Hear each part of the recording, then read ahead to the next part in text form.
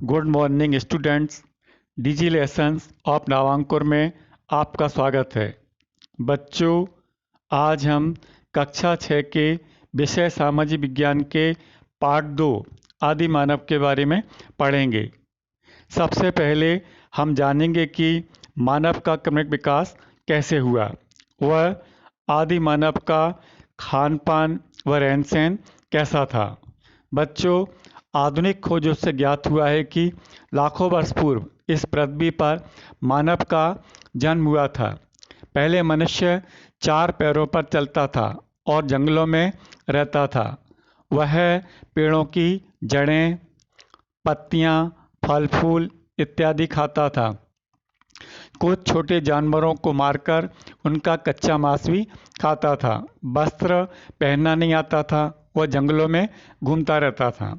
यह बानर जैसा मानव खाने की तलाश में इधर उधर दिन भर भटकता रहता था, लेकिन रात होने पर और जानवरों से अपनी सुरक्षा के लिए वह ठंड व बरसात से बचने के लिए गुफा जैसे स्थान मिलने पर उसमें रहने लगा। लेकिन वह अधिकांशतः पेड़ों पर चढ़कर ही रहता था और इस तरह रात में जंगली जानवरों से अपनी सुरक्षा करता था।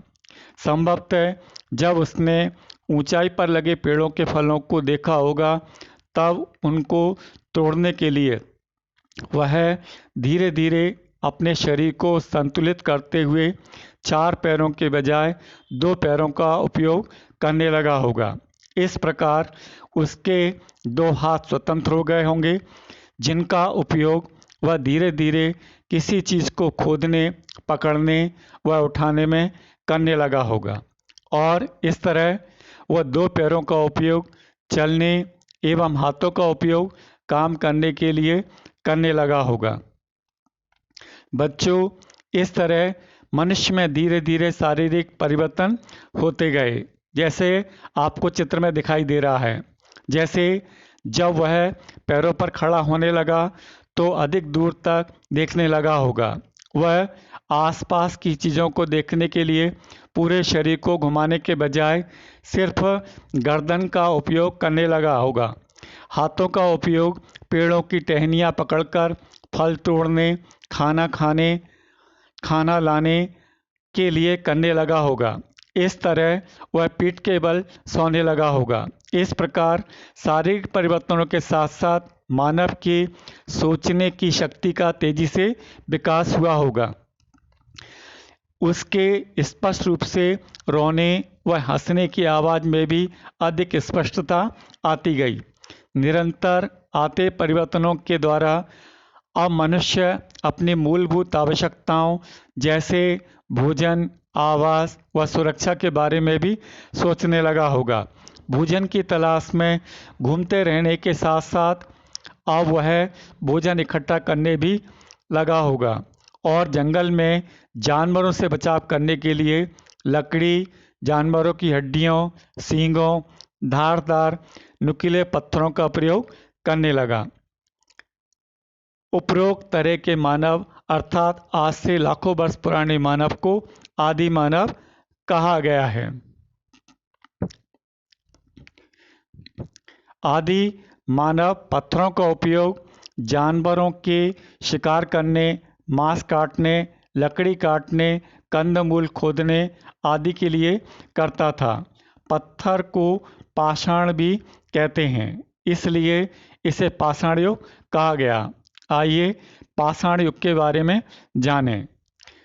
पाषाण युग लाखों वर्ष तक चला।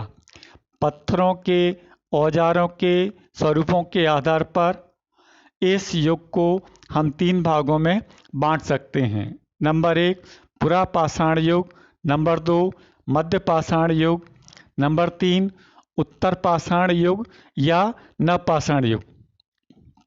नंबर 1 पुरा पाषाण युग। पुरा पाषाण काल में औजार पत्थरों को तोड़कर बनाए जाते थे। ये आकार में बड़े होते थे। धीरे धीरे मानव ने इस कला में दक्षता प्राप्त कर ली। सैकड़ों वर्षों के अनुभव व भौगोलिक परिवर्तनों के कारण औजारों में बदलाव आया। नंबर 2 मध्य पाषाण काल। में औजार आग्नेय पत्थरों से अधिक छोटे व पैने बनाए जाने लगे। इनमें कठोर एवं मजबूत पत्थर का प्रयोग किया जाने लगा। इन पत्थरों की खास बात यह थी कि इनके फलक, जिसे चिप्पड़ कहते हैं, आसानी से निकाले जा सकते थे और इन्हें मनचाहा आकार दिया जा सकता था, जैसे आप चित्र में दिखाई दे रहे हैं।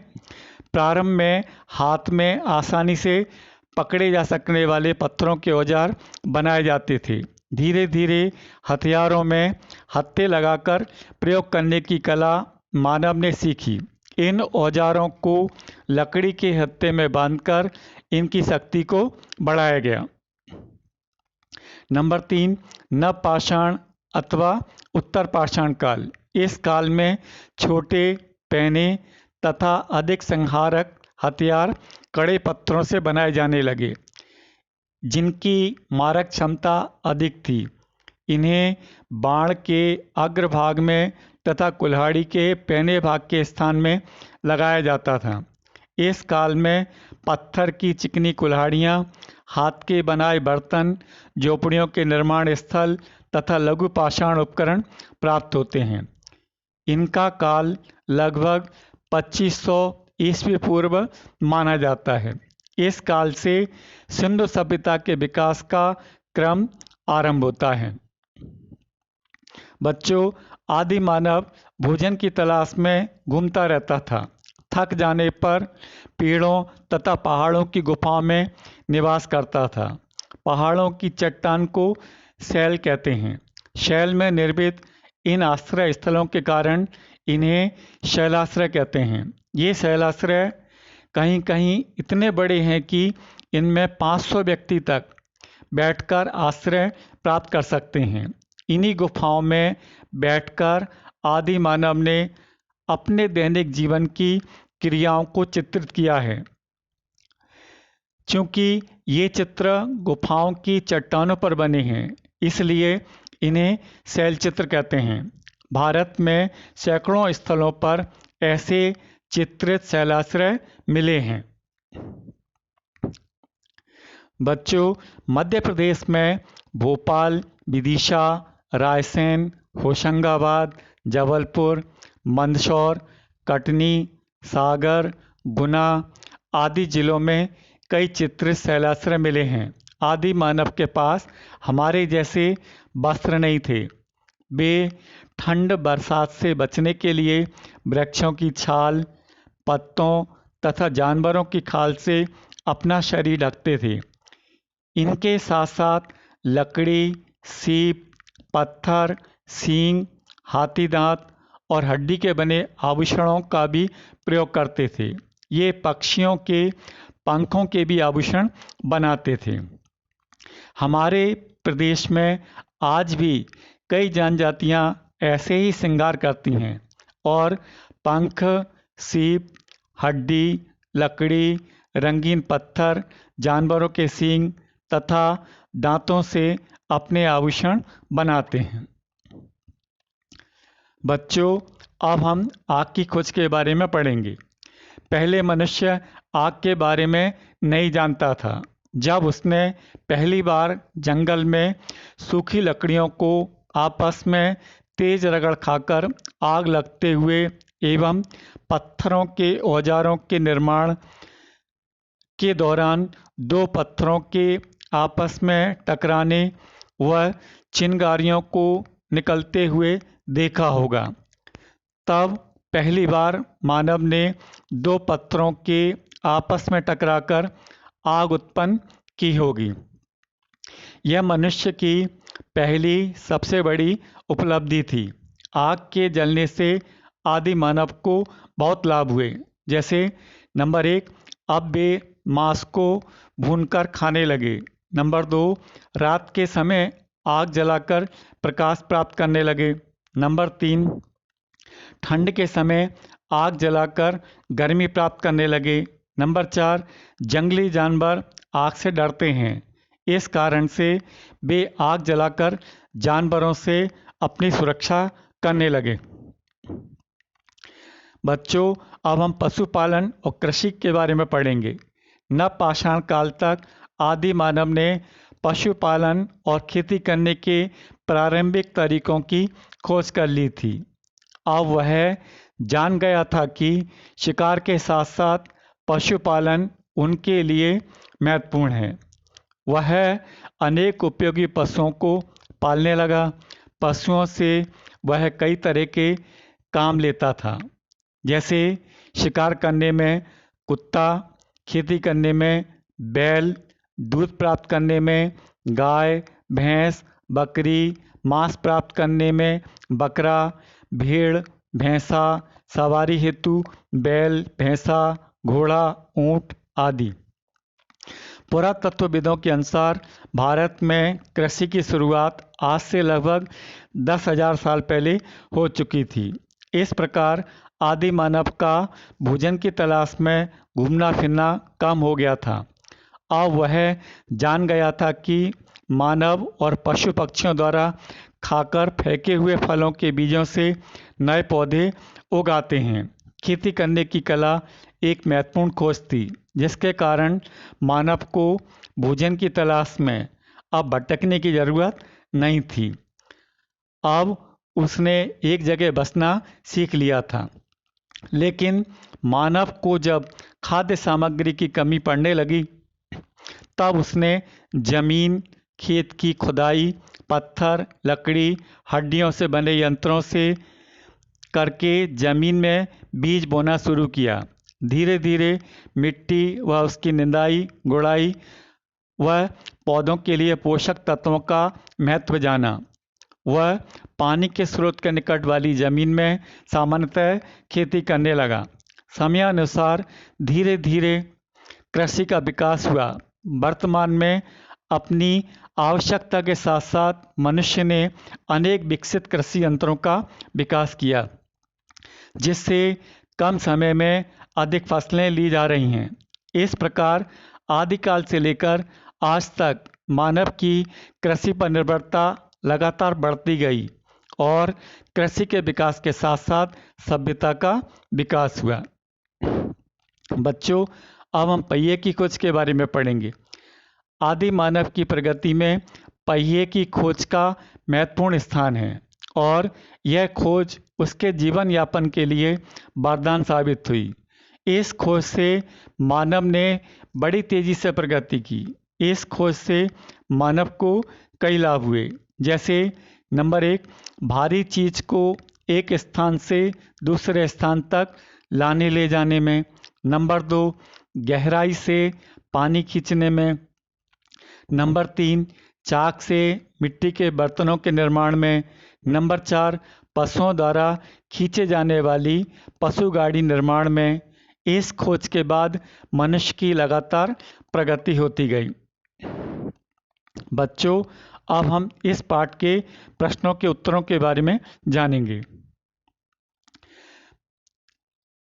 पहला प्रश्न है, आदि मानव अपने औजार किससे बनाता था? इसका उत्तर है, आदि मानव पत्थरों, लकड़ी तथा जानवरों की हड्डियों और सींगों से हथियार बनाता था।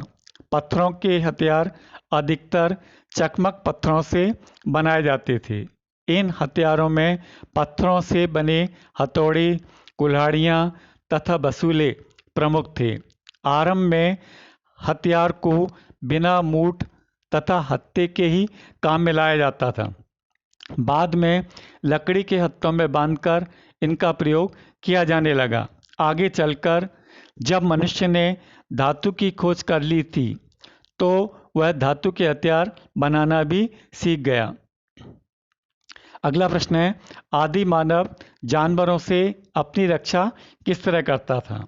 इसका उत्तर है, सर्वप्रथम आदि मानव जानवरों से अपनी रक्षा करने के लिए पेड़ों पर रहता था।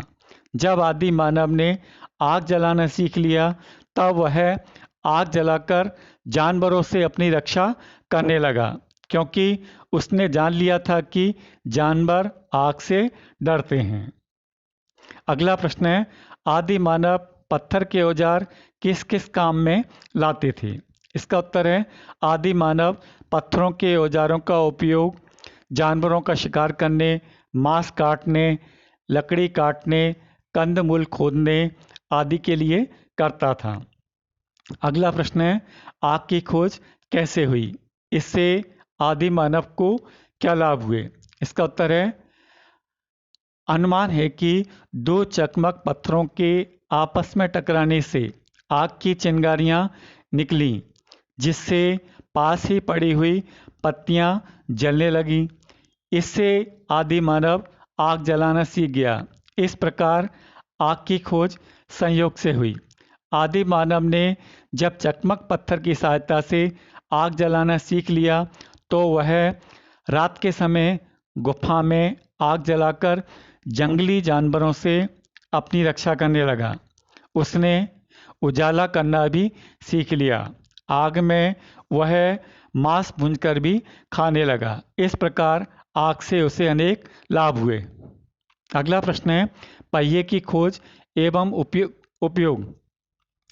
इसका उत्तर है, मानव की उन्नति में पहिए की खोज का महत्वपूर्ण स्थान है। ऐसा अनुमान है कि पेड़ के तनों को लुढ़कते हुए देखकर आदि मानव के मन में पहिए के निर्माण का विचार आया होगा। यह खोज उसके जीवन यापन के लिए वरदान साबित हुई। पहिए का उपयोग उसने निम्नलिखित कार्यों के लिए किया। नंबर 1, चाक से मिट्टी के बर्तन बनाने में। नंबर 2, भारी चीज को एक जगह से दूसरी जगह लाने ले जाने में। नंबर 3, गहराई से पानी खींचने में। नंबर 4, पशुओं द्वारा खींची जाने वाली गाड़ी के निर्माण में। धन्यवाद।